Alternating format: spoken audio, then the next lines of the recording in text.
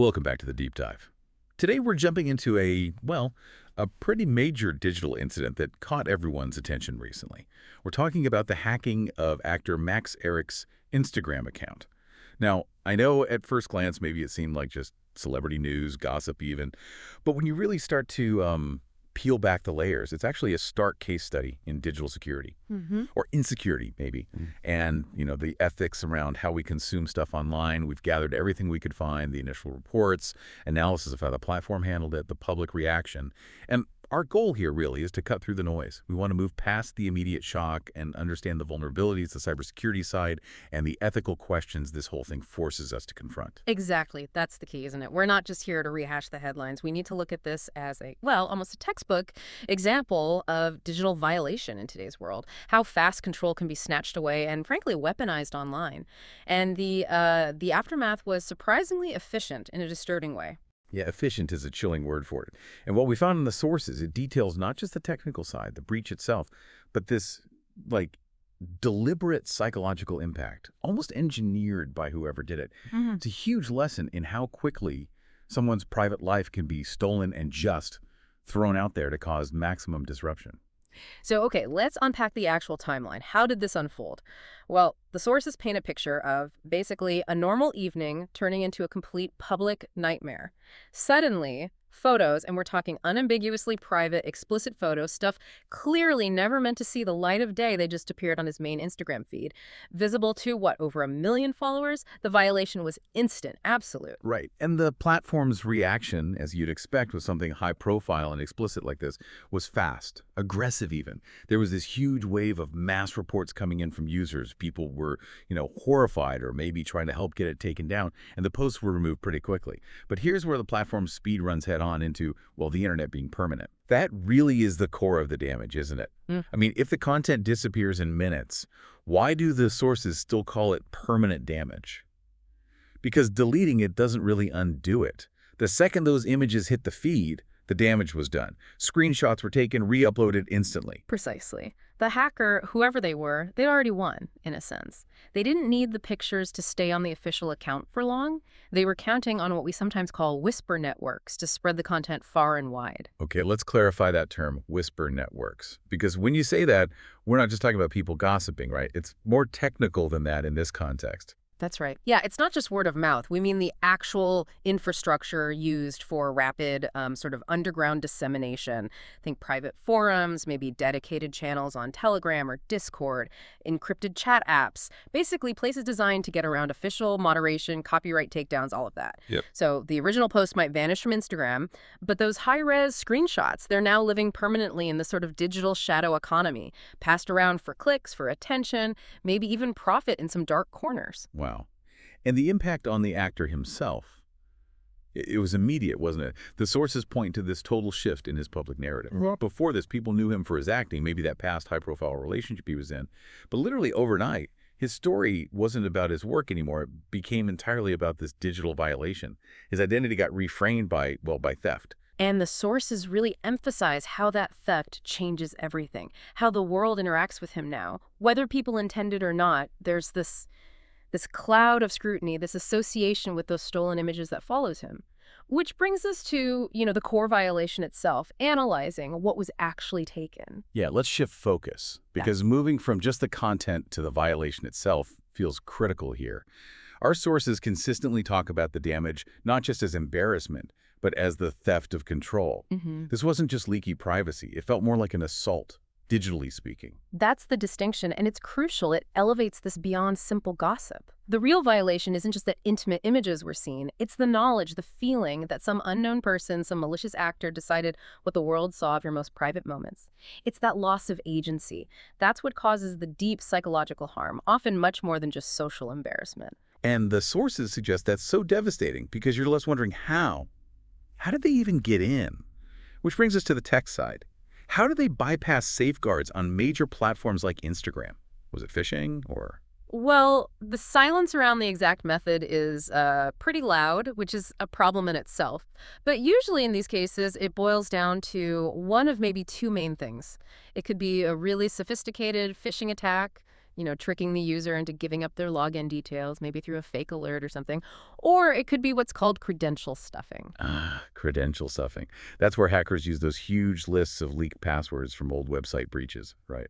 Just try them everywhere, hoping people reuse passwords. Exactly. It's simple, but unfortunately often very effective. Given that the content posted was so private, so sensitive, it really suggests the hacker got full admin access to the account, not just some temporary glitch. And that technical vulnerability, that's what opened the door for the psychological attack. And then the attacker seemed to, turn up the chaos dial even more. Because during all this other confusing detail popped up. A single selfie of a woman started circulating with the stolen images.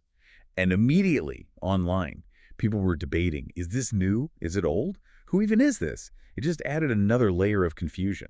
Yeah, and that raises a really important point about how ambiguity itself can be used as a weapon in these situations. When you throw in a confusing element, a picture that doesn't quite fit, something easily misinterpreted, it creates an information vacuum. And what rushes in to fill that vacuum? Gossip, speculation, rumor. It's like strategic chaos, isn't it? It just multiplies the noise, distracts from the main violation maybe, but keeps the victim's name trending for longer.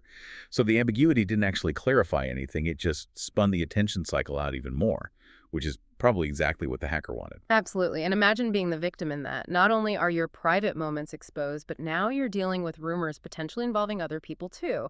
It just further complicates this public story that you have absolutely zero control over anymore. Right. And that attention cycle, that leads us straight into the next part, the audience's role. Yeah. Because once those images are out there stolen, the power really shifts to the people consuming the news, consuming the content. And people reacted in, pretty predictable, but also really conflicting ways. And that conflict is kind of the moral heart of this whole thing. Yeah, we saw a clear spectrum emerge. On one end, you definitely had genuine outrage, people saying this is wrong, this is an invasion, and a really important group calling for compassion for the victim. But then there was this huge, very noisy middle group driven by, let's be honest, morbid curiosity, people actively searching for the leaked content. And the analysis we read frames this as a direct challenge to all of us as the audience.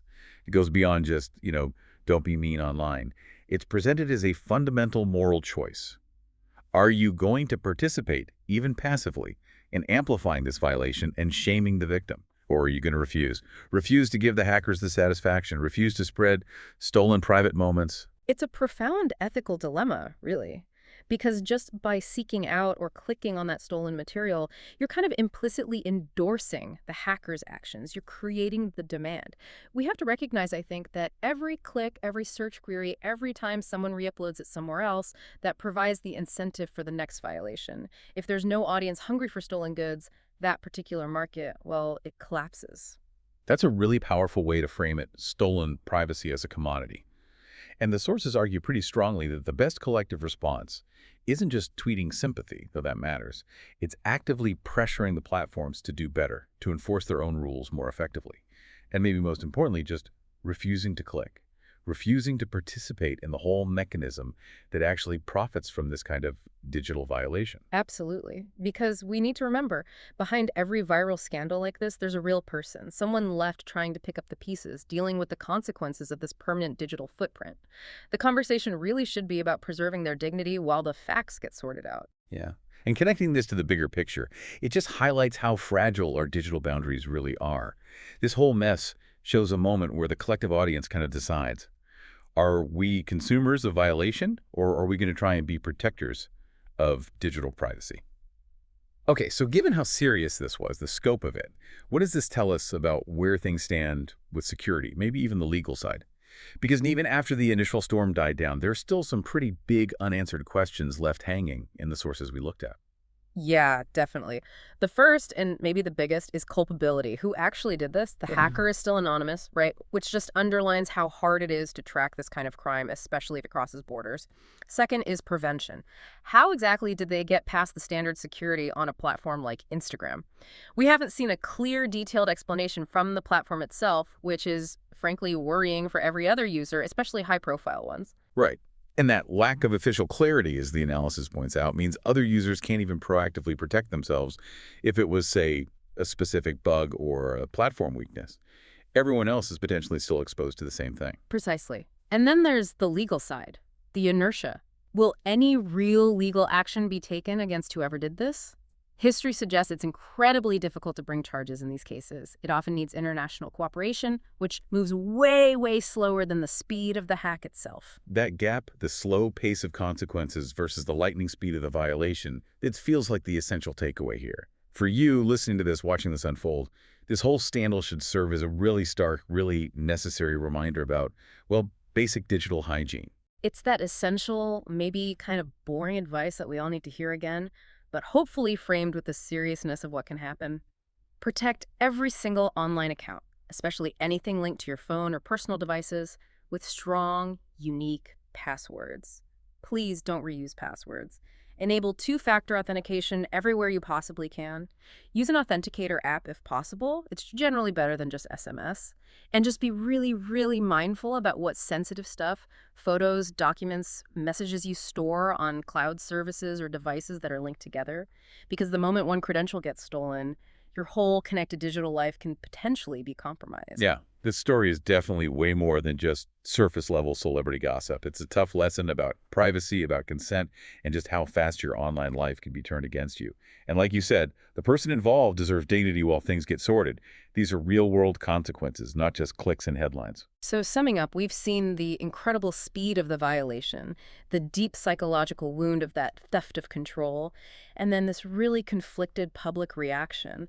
It really stands as a textbook example of a modern digital crisis where the platform, the victim, and the audience are all grappling with tough questions at the same time. And as this continues to unfold, we really encourage you to keep an eye out for any official clarifications, maybe platform statements, maybe updates from the actor's legal team, because those details might tell us if security is actually being improved or if this kind of vulnerability is still just out there. Right. And we spent some time talking about the audience's moral choice here, how consuming stolen information impacts the whole ecosystem. Which brings us to our final provocative thought for you today. Something to mull over.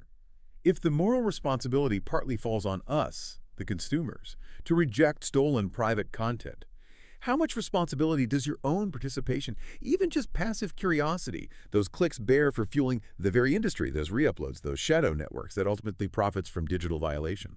Really think about your role in that information ecosystem the next time a headline like this pops up on your feed.